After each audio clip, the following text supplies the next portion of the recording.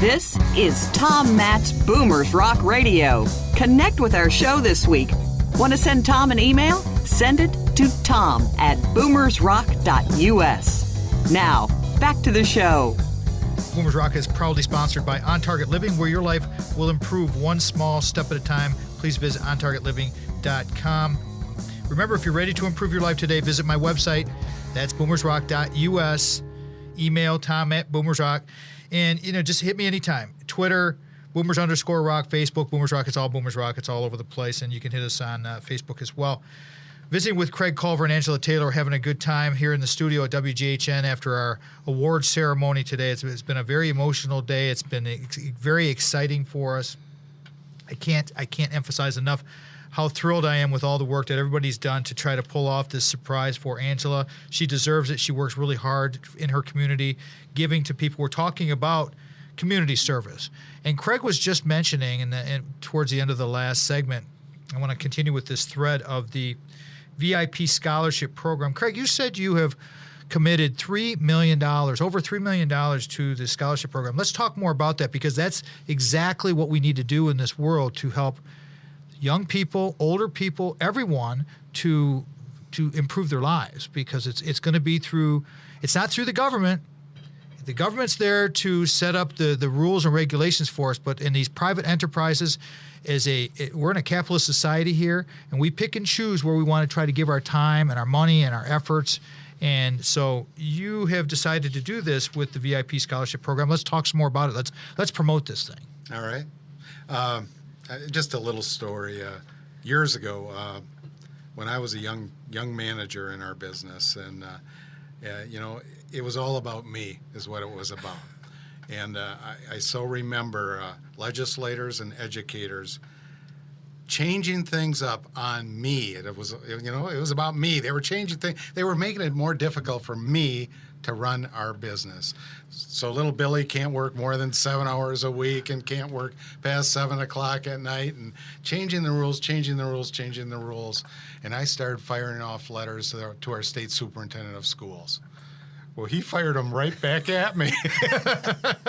And it took me a while. But I figured out how wrong I was about education. Education is one of our greatest partners, certainly in business and all of our livelihoods. Education is crucial. And we've got to educate our kids. We have to. And in our inner cities, we have so many kids that aren't graduating from high school. Heck, they're hardly getting through 8th grade, as a matter of fact. And we've got to change that in America. So years ago, actually one of our suppliers came to us and said, here's $500. Give it to one of your student team members at Culvers. So the first scholarship was $500. Well, the next year it was $1,000, and then it just started to grow. And so our franchisees are part of this. Our franchise partners, our suppliers are part of this. Of course, Culver Franchising as well. This last year, actually, it's coming right up in July. We're going to give away $300,000 and some in scholarship monies to team members that have worked for us at least 1 year, and they have a C average. We're not asking for all A students. They have at least a C average, and they work so many hours at Culvers. And it's just been a wonderful program. We have kids that have been with us and they stay with us, and we keep those great kids. And it is just, it's fun to see. When we have this banquet coming up in July, and all their families come with them, and grandparents, and franchise partners as well, to come with the kids, and we have this big banquet for all these kids.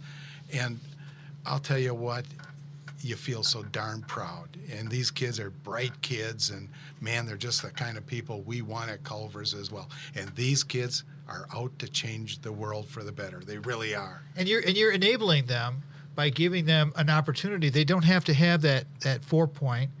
They can have an average, above average, grade point average, and still win. And everybody can be a winner here. The thing about it that I like about the Culver's story so much, Angela, is you're so inclusive. You're welcoming. You want to keep these kids around. It's not like you're going to go in there for a 3-month job. Like Craig said, you work for us for a year, you got a C average, you might qualify for a scholarship. Walking the walk is a heck of a lot better than just talking that talk. I was one of those C students, by the way, back when. Yeah, well, there you go. See, and it's all about effort. Everything is about effort. Can you talk about that, please? About Effort. I'm going to talk about my team. Okay. Or my team members, because one of the things that I see in our restaurants, when you're talking about effort, is that we get a very diverse group of people that come in, team members that come in, and we love you for it. And as Craig was saying, we can teach you the skills that you need, but we can't teach you passion. We can't teach you to want to care. You have to just have that innately. Mm-hmm. But we have had the opportunity to have so many wonderful team members and students come through our doors that we're that stepping stone. We teach them basic skills that they can take with them to that next step and that next step up. And education is always our number one priority. And I'll have conversations with my team members and say, now you realize if your grades start slipping, then we need to talk about you backing off as far as no other employer hours. is going to do that. No other employer is going to care. I'm going to say that's not true. Don't say that. There's a lot of employers that do care. Okay, all right. I'll retract that statement. Please. There are a lot out there that, let's say there's a lot of people who want to care, but they don't because things get busy. And I think people want to care, but you don't follow through. You're following through, so maybe I should qualify it that way. Is that better? Okay. All right. We want to provide them with the skills to make them successful. And we have seen some wonderful success stories. And, sometimes I get selfish and I say, well, okay, I'm teaching you all this stuff and I'm grooming you to take that next step forward, and then you leave me. How dare you? How dare you leave me? But I'm so proud of those individuals for taking a hold of that opportunity and putting the effort into it to take that step and become successful young people. That makes you emotional, doesn't it? It does. I can see that in you. Just read it. I can read it in you right now that you're becoming emotional. Thinking about you're enabling these young people, older people, building that foundation or rebuilding the foundation as you did with Larry. Mm-hmm. So that's awesome. I mean, it's just helping to build that foundation and launch. Yes. And who knows? They might be back someday. And go ahead. I've just been very fortunate that I have a lot of people that have come back because we live in a tourist town. I have 4 team members right now that have graduated from college or are about to graduate from college, and they come back every summer just because they want to work there. That's fun. Craig, you had something you wanted to add? Yeah, what I'd like to add is, just this morning, we landed in Holland this morning. We visited several of our restaurants. One of them was Jennison, and Keith Remington is our owner-operator there. Keith started with us when he was, 15, 16 years old. Today he's an owner. Wow. And we have so many stories to tell just like that. And honestly, we're trying to do a better job of telling that story. But to see so many of these people grow up through our organization and now become owners of their own business, that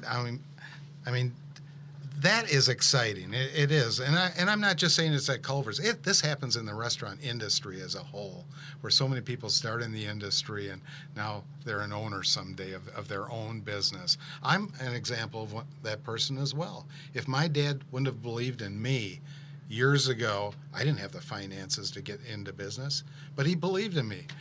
I can't believe he believed in me, but he did. And, there was no way I was going to fail because I wasn't going to fail my father. There was just no way, but he believed in me. And we've got that situation with so many owner-operators, with young people that have been with them for a while. They grow up through the system, they become general managers, and then the operator goes to them, how would you like to be a partner in another restaurant? And boy, what an opportunity. I see the pride in your face. You light up like a Christmas tree, my man, when you talk about this kind of stuff. I mean, you can just see it. You start at 15 years old. You become. We're going to go to break here in a couple of minutes, but I want to finish the show with talking more about these stories. These are the kind of stories that can inspire people, and that's all we can do. We can put seeds of thought out there and say, you know what? At 15 years old, it's more than just working in a food fast restaurant. It's about a culture. It's about meeting people. It's about networking. It's about learning interpersonal skills, as we talked about. We were talking about the interpersonal skills, Craig and I were, and that's very, very important because, as you said, Craig, you have a young person at your counter. You want them to make this eye contact, right? Can you talk about that for just a minute before we go to break? Well, of course. I mean,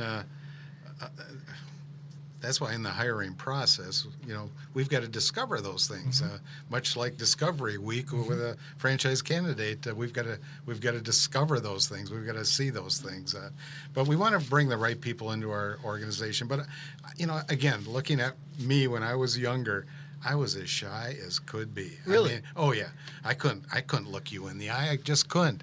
But somehow or another, we have to work through that, and somebody's got to be encouraging us along the way. And Angela encourages her people and teaching them at the same time. We have to encourage our young people. We have to believe in them because honestly, they have good hearts. They really, really do. We just gotta work on that heart a little bit. That's what we have to do, and give them a pat on the back once in a while. Let's come back and finish the show with that because we're up against the clock here. But we'll talk more about encouraging and teaching and inspiring the young people. You're listening to the Boomers Rock Radio Talk Show. We're visiting with Angela Taylor and Craig Culver on a very special day here in Grand Haven, Michigan, right from the WGHN studios. We'll be right back.